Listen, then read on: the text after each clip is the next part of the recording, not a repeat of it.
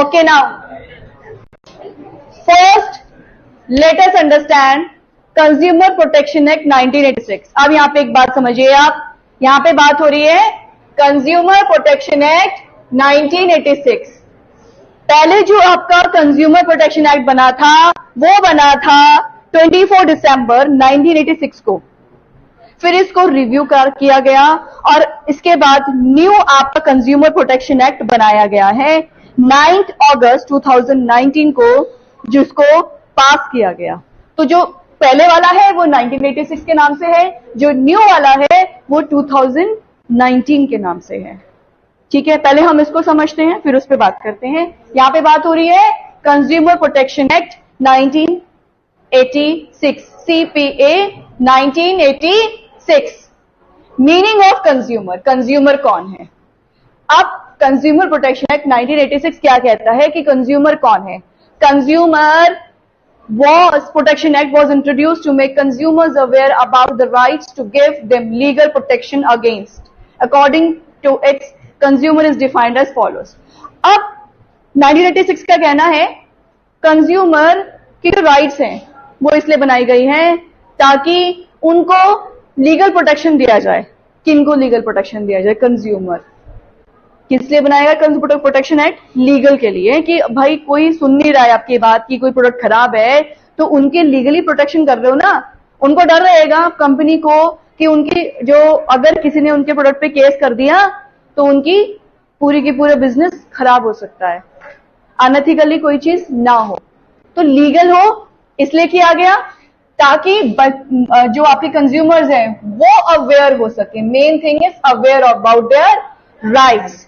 Now अब उनके accordingly consumer कौन है?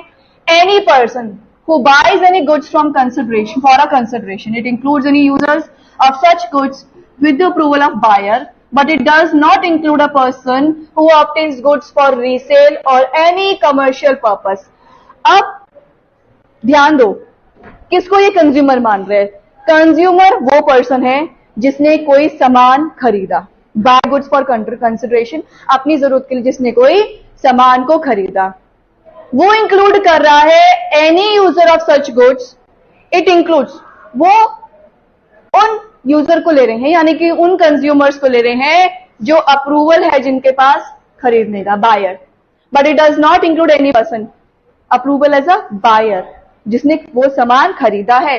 But not include a person who obtains goods for resale और एनी कमर्शियल पर्पस। बिल्कुल ध्यान देना इस बात पे, ऐसे पर्सन को लेना है जिसने गुड्स को खरीदा और अपना आप इस्तेमाल किया। ऐसे पर्सन को नहीं लेना जैसे आप रॉ मटेरियल खरीद के लाए, अपने आगे प्रोडक्शन में लगा दिया, यानी कि एक मैन्युफैक्चरिंग जो आपकी फर्म है वो अगर कोई गुड ला रही है और उसको आगे बेच रही है, गाड़ी है जो सेल करते हैं, सेकेंड हैंड कार्स वाले सेल भी करते हैं, कंपनीज है, वो बना रही है, कंपनी से ले रही है, बना रहे हैं, मैन्युफैक्चरिंग हो रही है, बना रहे हैं, बेच रहे हैं, तो वो वाले इसके अंदर नहीं आएंगे। वो आएगा इसके अंदर कंज्यूमर प्रोटेक्शन के अंदर जिसने गुड खरीदा और उससे इस्तेमाल किया है। द फाइनल कंज्यूमर, मतलब जो फाइनल कंज्यूमर है वो आपका कंज्यूमर के अंदर आएगा अकॉर्डिंग टू द एक्ट। इस पर बोर्ड में एक क्वेश्चन आ रखा है। What was that question? I will tell you. अभी उसके बारे में बात करेंगे, पहले पूरा समझ लीजिए। Any person who avails any service for consideration, यहां पे गुड की बात थी। गुड मतलब प्रोडक्ट। सर्विसेज क्या होती है सब बच्चे जानते हैं। किसी ने कोई सर्विस ली है, डॉक्टर की मान लो, डॉक्टरों से गलती हो जाती है, भाई किसी ने किडनी का ऑपरेशन करना था, कर दिया अपेंडिक्स का, तो आप उस पर केस करोगे, भाई मेरी किडनी निकाल दी तूने, मेरा अपेंडिक्स खराब कर दिया, कोई मर गया, कोई फ्रॉडरी से बना है डॉक्टर, आपने ऐसे भी चले गए, होती है, फ्रॉडरी है, तो कोई ऐसी चीज हो जाए तो डॉक्टर की क्या है? सर्विस है। भाई हम क्यों जा रहे हैं, हम तो डॉक्टर को भगवान मान रहे हैं, लेकिन अगर कोई अनएथिकली रन कर रहा है बिजनेस तो हम क्या करेंगे? हम तो कंप्लेन करेंगे ना, है ना Aditi? Then it includes any beneficiary of such services, but it does not include a person who avails such service for any commercial purpose. जिसने वो ये बात, जिसने जो है कोई पर्सन है, जैसे मैं हूं, मैं डॉक्टर के पास गई, आप डॉक्टर की दवाई लेकर आ गए तो आपके लिए, ऐसा कोई नहीं, जैसे कोई मेडिकल प्रैक्टिशनर है या कोई ऐसा है जो उसके अंदर इंक्लूडेड है, या कोई ऐसा पर्सन जिसका ऐसा ही बिजनेस चल रहा है, जैसे बाबर का ले लो, बिजनेस कितने अच्छे अच्छे चल रहे हैं आजकल। तो ऐसा कोई बिजनेस नहीं, बट ऐसा बिजनेस जिसकी जो अवेल कर रहा है सर्विसेज को कमर्शियल पर्पस के लिए, ठीक है, जो जिसका काम ही है सर्विसेज करवाना। जैसे बाबर भी अपने शॉप पे वर्कर्स रखता है ना, डॉक्टर ने भी रखा हुआ है अपने उसमें कंपाउंडर। तो ऐसा नहीं, कंपाउंडर नहीं कंप्लेन कर सकता डॉक्टर के खिलाफ, मुझे गलत दवाई दे दी है, फिर तो काम कर रहा है। Similarly now meaning of consumer protection act 1986 defines consumer protection as, अब इसका मतलब, यहां पे तो हमने मतलब समझा कंज्यूमर का, किसका मतलब समझा है, कंज्यूमर का, home consumer, meaning of consumer. अब यहां पे बात करेंगे उसके प्रोटेक्शन की, कंज्यूमर के प्रोटेक्शन की। To protect and promote the interest of consumers by recognizing consumer rights such as right to safety, यहां पे ध्यान दो। अब कंज्यूमर प्रोटेक्शन एक्ट क्या कहता है, कंज्यूमर प्रोटेक्शन एक्ट ये कहता है हमें, जो हमारा कंज्यूमर है वो इस चीज को समझे, किस चीज को समझे, राइट टू सेफ्टी को। ये हम आगे बात करते हैं कि क्या है right to safety. Right to be informed को ये भी बताती हूं मैं अभी, राइट टू चूज को, right to be heard, right to seek redressal, right to consumer protection. तो ये जो आपकी 6 राइट्स हैं, इन राइट्स को समझना, ठीक है। Then to provide for a simple, speedy and inexpensive redressal of consumer grievances by setting a 3-tier enforcement machinery. अब यहां पे बात हो रही है ग्रीवेंसेस। ग्रीवेंसेस का मतलब क्या है, जो विवाद है, लड़ाई झगड़ा है ना आपके बीच में, लोग हो गया कि भाई तू ठीक क्यों नहीं करके दे रहा है, कोई प्रोडक्ट खराब देगा तो हम गुस्सा करते हैं ऑब्वियसली। जब हम, या आप ये बताओ, इतनी मेहनत से हम पैसे कमाते हैं, ऐसे थोड़ी हम 20-25 हजार रुपए की चीज अपने घर में लेकर आए और हम वो खराब हो गए तो हम उस पर कंप्लेन ही ना करें, खराब चीज थोड़ी यूज करेंगे हम, तो कंप्लेन तो बनती है ना। और अगर इतना पैसा लगाने के बाद हमारी कंप्लेन कोई नहीं सुन रहा है तो हम क्या करेंगे, गुस्सैल हो जाएंगे, हमारे अंदर क्या आएगा, तो हमारी जो विवाद है, जो लड़ाई है, उसको सुलझाने के लिए। तो यानी कि ये जो कंज्यूमर प्रोटेक्शन है ये बनाया गया जल्दी, स्पीडी मतलब जल्दी काम हो सके, सिंपल तरीके से काम हो सके, ज्यादा खर्चा ना हो। अब ऐसा नहीं ना कि 25,000 का सामान आया और लग गए कंज्यूमर प्रोटेक्शन में मेरे 50,000 रुपए, फायदा क्या हुआ इससे, जो नया ले लेता। तो ऐसा नहीं है, इनएक्सपेंसिव तरीके से आपकी जो इतना खर्चा आपका नहीं हो, क्योंकि जो आपका खर्चा हुआ वो भी कंपनी बेयर करेगी अगर आपका राइट सही होती है, ठीक है। सो ये जो कंज्यूमर का है ये 3-tier ग्रीवेंसेस के थ्रू सॉल्व किया जाता है। अब now comes the very very important part of your chapter from where your board question comes. यहां पे ध्यान दीजिए आप,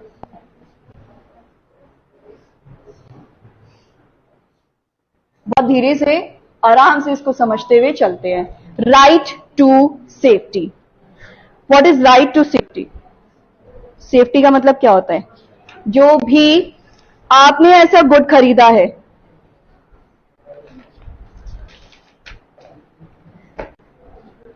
right to safety means consumer has the right to protect against products services which are hazardous to health and life. Safety किसकी होगी, आप health products भी खरीदते हो, है ना, तो सेफ्टी उन हैजार्डियस मतलब जो आपकी हेल्थ और लाइफ के लिए डेंजरस, हैजार्डियस मतलब जो खतरनाक हो सकते हैं, आपकी जिंदगी के लिए, आपकी हेल्थ के लिए खराब हो सकते हैं, ऐसे प्रोडक्ट्स के लिए।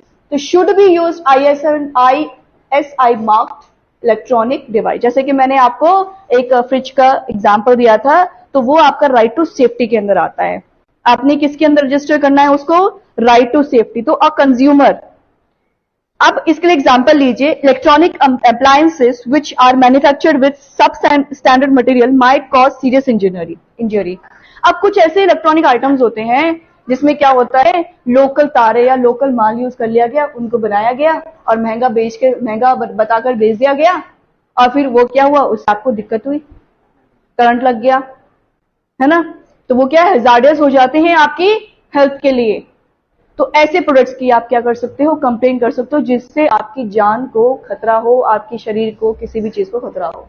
इलेक्ट्रॉनिक आइटम्स स्पेशली, मतलब वो भी प्रेफर कर सकते हो समझने के लिए कि वो भी इसके अंदर आती हैं।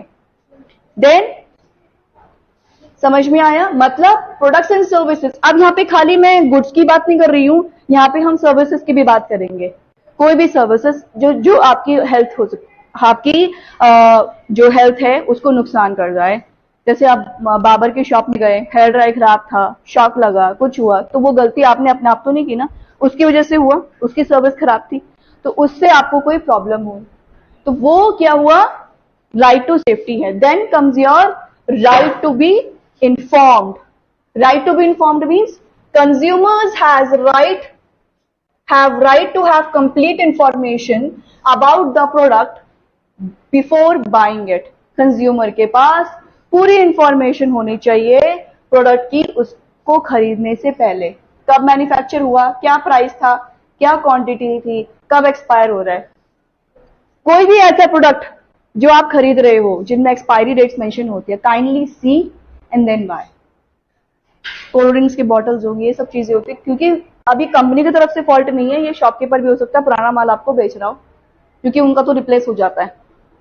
तो यहाँ पे क्या होता है, राइट टू बी इन्फॉर्म्ड ही आती है। आपको इन्फॉर्मेशन होनी चाहिए, उसकी quality, quantity, ingredients, dates, manufacturing कैसे यूज करना है, वो चीज आपको पता होनी चाहिए। तो ये सारी इंफॉर्मेशन आपके प्रोडक्ट में मेंशन होनी चाहिए। कुछ ऐसे आइटम्स भी इनफैक्ट गवर्नमेंट ने बैन किए जिनमें मैन्युफैक्चरिंग डेट नहीं थी, उन प्रोडक्ट्स पे हुआ, तो ये कंपलसरी है कि मैन्युफैक्चरिंग डेट हर प्रोडक्ट पे होनी चाहिए। इंफॉर्मेशन उस प्रोडक्ट के बारे में पाना आपका हक बनता है। तो right to inform is your again an important right, ये आपका हक है उसके बारे में जानना।